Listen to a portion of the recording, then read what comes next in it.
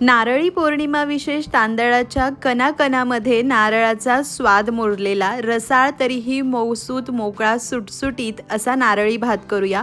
अतिशय साध्या सोप्या पद्धतीने झटपट असा नारळी भात करणार आहोत। अजिबात कडक कोरडा हा भात होत नाही। सर्वात आधी एक वाटी मी लॉंग ग्रेन बासमती तांदूळ घेतलाय। याऐवजी तुम्ही तुमच्या आवडीचा कोणताही तांदूळ घेऊ शकतात। तांदूळात भरपूर पाणी घालायचं, हलक्या हाताने चोळून 2 ते 3 वेळा पाणी बदलून स्वच्छ धुवून घ्यायचा। त्यानंतर तांदळामध्ये पुरेसं पाणी घालून घ्यायचं आहे आणि याला एक 15-20 मिनिटे भिजवून घ्यायचं। तुम्ही बासमती वापरत नसाल, दुसरा तांदूळ असेल तर भिजवण्याची गरज नाही। त्यानंतर एक मोठ्या आकाराचं नारळ फोडून त्याच्या पाठीचा ब्राऊन भाग पिलरच्या मदतीने काढून त्याचे स्लाइस केलेले आहे। त्यातला 1 ते सव्वा वाटी नारळ मिक्सरमध्ये घ्यायचा आणि त्याला जस्ट असं बारीक करून घ्यायचं। इथे खोवलेल्या नारळासारखं ते तयार झालं, त्याला काढून घेतलं। आता उरलेला नारळ तो सुद्धा 1-1.5 वाटी आहे, त्यामध्ये वाटीभर पाणी घातलं आणि त्याला मिक्सरला बारीक करून घेतलेला आहे। गाळणीवर एक स्वच्छ कोरडा कापड ठेवायचा, त्यामध्ये हे नारळाचं मिश्रण घालायचं आणि घट्ट पिळून घ्यायचं। इथे आपलं नारळाचं दूध तयार होतं। एकतर आपल्याला खोवलेलं वाटीभर नारळ लागतं आणि दुसरी गोष्ट म्हणजे नारळाचं दूध लागतं। आता तुमचे तांदूळ किती आहे त्यानुसार तुम्ही नारळ किती घ्यायचे ते पाहू शकतात। कापडात राहिलेला चौथा परत मिक्सरमध्ये घालून थोडंसं पाणी घालून एकदा फिरवते आणि तेही गाळून घेतलं। मस्त घट्टसर नारळाचं दूध तयार झालं। अगदी झटपट ही रेसिपी आहे, त्यामुळे इथे आपण कुकर घेणार आहोत। कुकरमध्ये अर्धा ते 1 टीस्पून साजूक तूप घालायचं आहे। नारळी भात करताना त्यामध्ये 1 इंच दालचिनी, 3 हिरव्या वेलची आणि 4-5 लवंग घालायचे। याचा स्वाद खूप सुंदर लागतो। त्यानंतर भिजवून घेतलेला तांदूळ पाणी काढून यामध्ये घालायचा आहे। जास्त वेळही भिजवू नका, 20 मिनिटं पुरेसे आहे। मध्यम ते मोठ्या आचेवर साधारण मिनिटभर तांदूळ तुपावर परतून घ्यायचे। याने तांदळाला तुपाचं छान कोटिंग होतं। भात मोकळा सळसळीत आणि खूप असा रुचकर लागतो।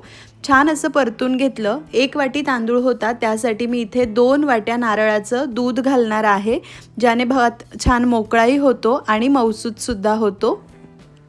तर व्यवस्थित असं एकजीव करून घ्यायचं आहे आणि याला छान खळखळून उकळी येऊ द्यायची। पदार्थ गोडाचा असला तरी चिमूटभर मीठ घालायचं, याने गोडाचा पदार्थ आणखीन रुचकर होतो। छान अशी उकळी यायला लागली की एकदा तळापासून मिक्स करून घ्यायचं।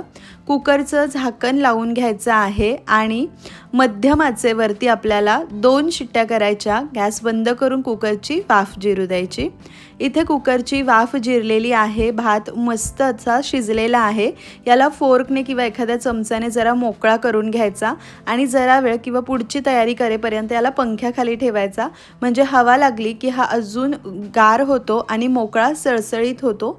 तुमच्याकडे वेळ कमी असेल तर ताटामध्ये काढा आणि जरा वेळ ताटामध्ये पसरून ठेवा आणि पंख्याखाली ठेवा, म्हणजे पटकन तो गार होईल आणि मस्त मोकळा होईल।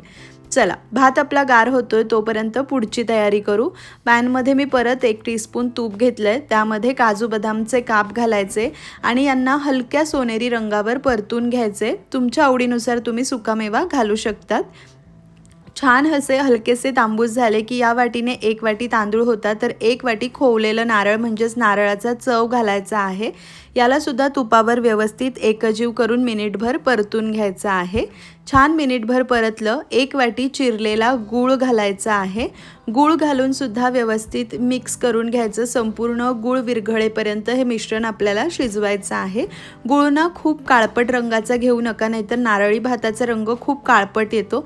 असा पिवळसर गूळ घ्या, म्हणजे भाताचा रंग छान येतो। हे मिश्रण छान शिजलंय, त्याला जास्त शिजवायचं नाही, फक्त नारळ गूळ एकजीव होईल इतकंच। भात गार झाल्यानंतर पाहू शकतात खूप सुंदर असा मोकळा सुटसुटीत झालेला आहे। या मिश्रणामध्ये भात घालायचा आणि हलक्या हाताने व्यवस्थित एकजीव करायचं, म्हणजे भाताची शीतसुद्धा तुटणार नाही।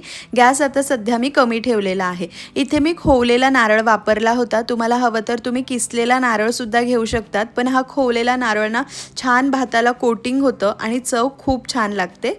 व्यवस्थित असं हलक्या हाताने एकजीव करून घ्यायचे।